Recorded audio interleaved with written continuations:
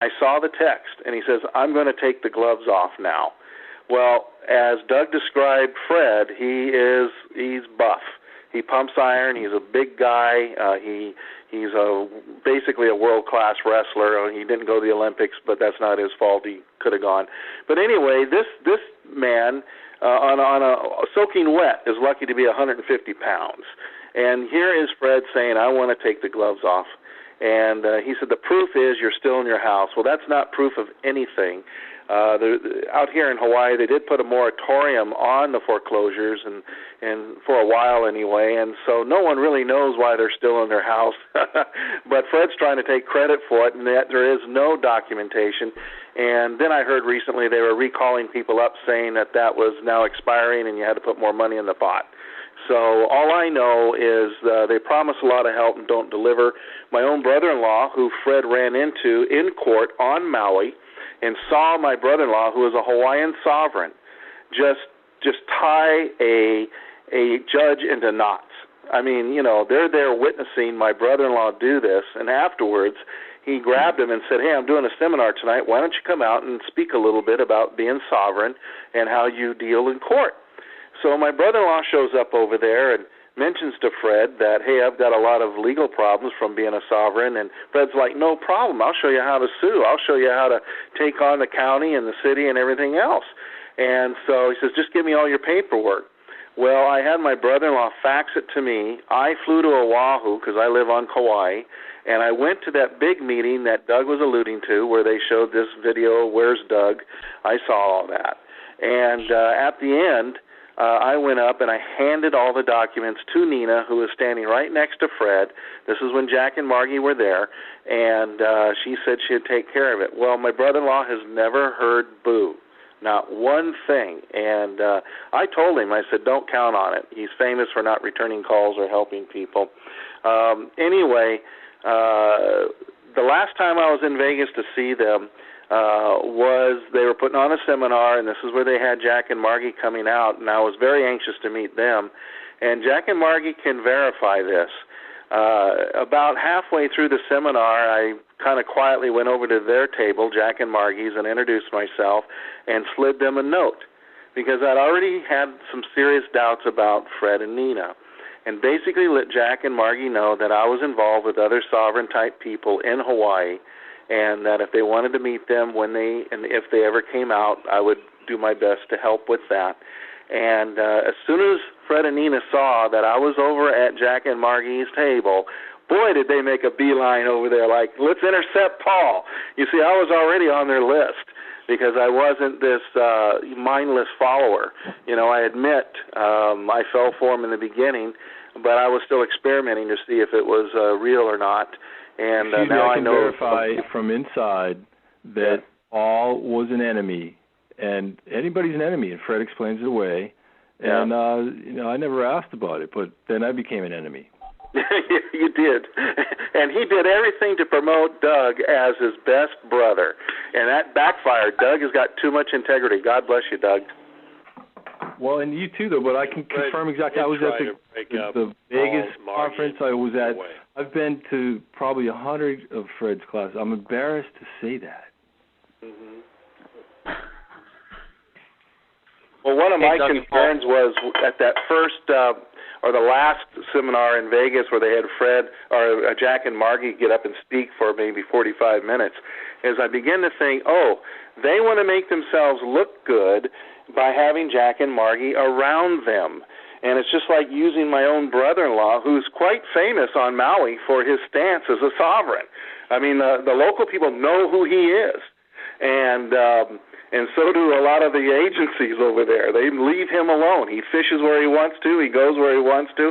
But I wanted Jack and Margie to know that if they get doubts, that there are some people out here who are still sovereign but full of integrity. And I think a real shameful thing here is what Jack was talking about, taking people's money when they're so hurt and so desperate, and that's what's been going on. But also, here's what really kills me, using the truth of the Constitution to promote their con job. And you know what con comes from?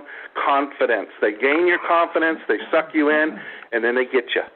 And that's what's going on here, and I pray that Fred and Nina repent.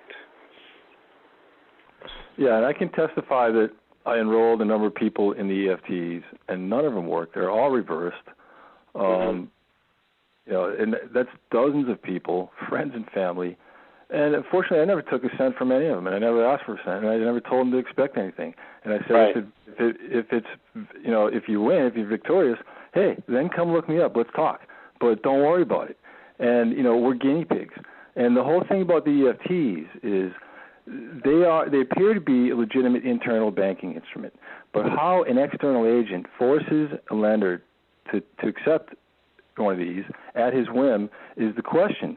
And anybody has yet to see a court case in the land set a precedent and force a lender to accept an EFT from an external agent. Now, we've talked to bankers who seem to acknowledge these things are real. Of course, you get the account zeroed out, but it's reversed. And there's questions in that too.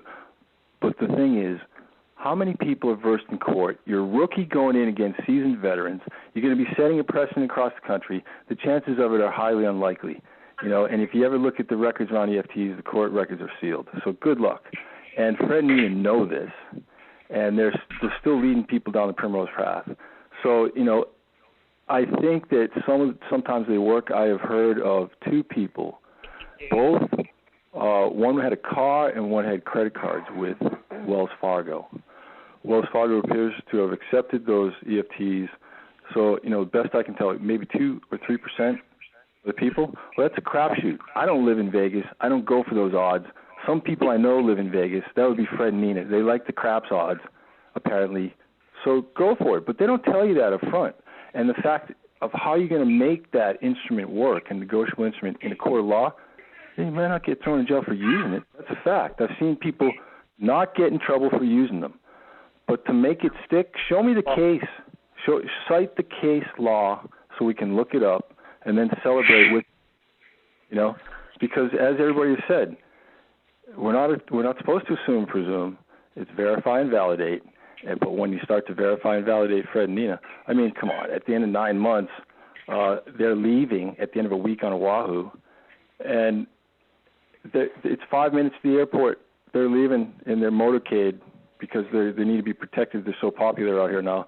And they blurt out, we forgot to tell you about a case in Florida where the judge forced the bank to take the EFT. The woman not only got the bank to take it, they won the house and the whole 10 yards. And I was like, are you serious? I said, can I have the case cite on that? Oh, we'll get it to you later. Well, never heard of it. You know, and it's baloney. It's a sales pitch out the door. I said to Mish out here, I was like, you heard that. You heard it. That's a bunch of nonsense. And that's the last time I saw Fred and Nina. Hey, Doug. Hello? Yeah. Can you guys hear me? Yes. Go ahead. Okay, this is Mel. I just wanted to, Doug, Paul, I recognize you guys. You probably know me too. Yeah, hi, Mel. What you're saying is 100% dead on. The biggest thing, quickly. Hey, you guys. You show me the case. You guys, can you hold on for just a moment? We have a caller who needs to go, and they'd like to share their story. Sure. Go right ahead. I apologize. No, it's all right. Monet, go ahead. Monet might be muted. Hold on. Monet, hit *6 when you're Tichelle. Hello, I'm back. Okay. Hey, Moni. Hi, this is Moni. Moni. I just want to share. Who is that? Hit What's on *6 your on your stuff? phone, please. Keep that. Huh? Mute. Hit *6 on your phone to mute out. There's a woman that's talking right now. Okay, Monet, go ahead. Hi. I'd like to say a few things only because I got to jump off in a minute. I'm not going to badmouth anybody. It's part of is also my fault as well for trusting somebody wholeheartedly on that. But anyway, I'd like to share a brief experience that I had with Fred and Nina. It's about a year now that when it took place. I started to know him in March, and I started giving him money in April. Expect that I would get some proof of services that they're going to provide, because they mentioned that this service is going to be handled by another attorney's office. And the worst thing about it, not all of them are my money. Only $1,500 is mine. The other $4,500 belong to my parent and my very good friend. And they also asked for a receipt and any of it. Well, I contact Fred and Nina numbers of times, and the last correspondent I had was through a text that Paul mentioned earlier. He responded back that, well, I'm going to read this last part of it. And after that, I stopped contacting him.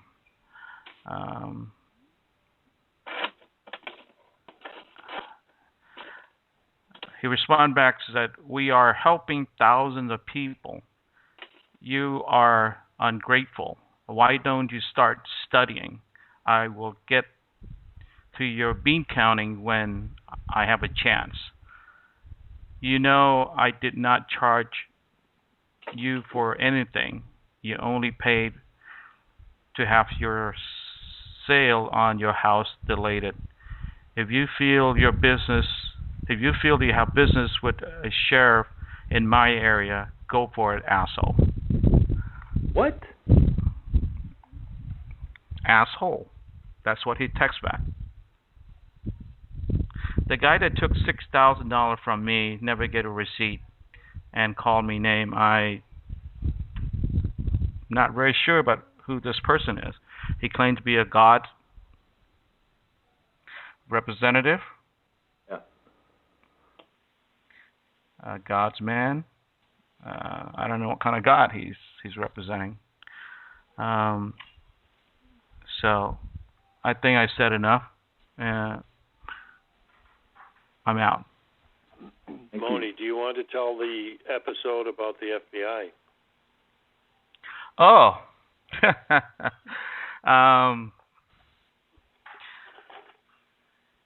A very unfriendly visit, and I don't want to get it too detailed of it. It scared the daylight of it. And if anybody involved with Fred and Nina, I'm very sure that they will see their Fred and Nina days will come to a conclusion.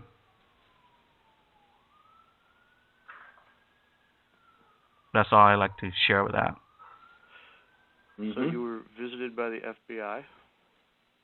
Yeah. For doing EFT? EFT. Okay, that's good to know. And, the purpose of this call is to bring that kind of information out, because if you're going to do EFT, shouldn't you know that you might be getting a visit from the FBI? Shouldn't you know how to handle it if you do?